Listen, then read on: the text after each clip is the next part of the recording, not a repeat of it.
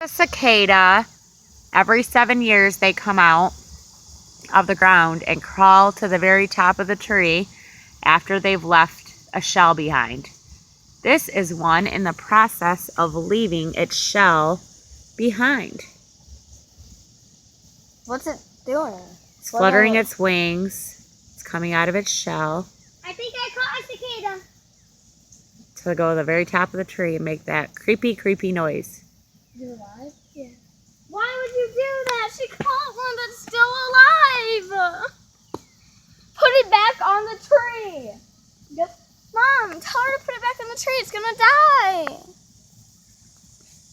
Wow, she hates bugs.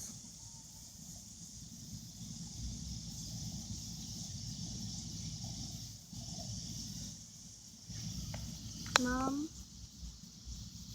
something really bad.